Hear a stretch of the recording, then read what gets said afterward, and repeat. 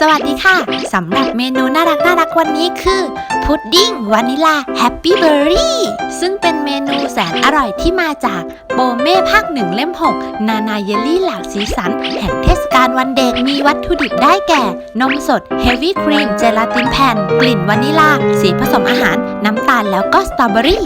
ขั้นตอนที่ 1 ต้มนมสดเฮฟวี่ครีมและน้ำตาลเข้าด้วยกันเริ่มด้วยตั้งหม้อบนเตาโดยใช้ไฟปานกลางแล้วใส่เฮฟวี่ครีมลงไป2 ถ้วยตามด้วยนมสด2/3 ถ้วยตวงและใส่น้ำตาลทรายครึ่งถ้วย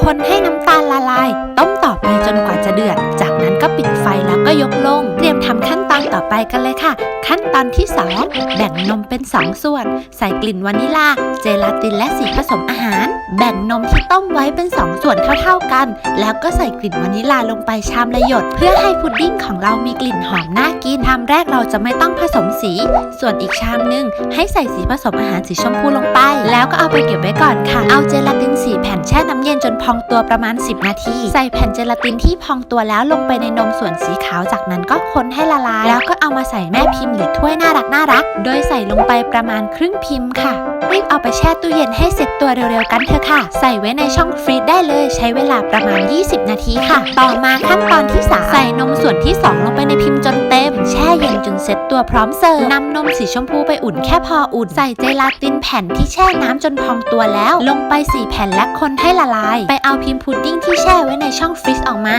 เติมนมส่วนสีชมพูที่ทำไว้ลงไปให้เต็มพิมพ์เลยค่ะเหลือแค่รอให้เสร็จตัวโดยการเอาไปแช่ไว้ในตู้เย็นช่องธรรมดาประมาณ2 ชั่วโมงค่ะพอเสร็จตัวแล้วก็เอามาแกะใส่ชามได้เลยได้พุดดิ้งนมเนื้อเด้งสีสวยน่ารักแล้วค่ะและเข้ากันได้ดีสุดๆเมื่อทานคู่กับสตรอเบอรี่และซอสสตรอเบอรี่รสชาติเปรี้ยวอมหวานรับรองว่าอร่อยสดชื่นกินเพลินเลยล่ะค่ะพุดดิ้งวานิลาแฮปปี้เบอร์รี่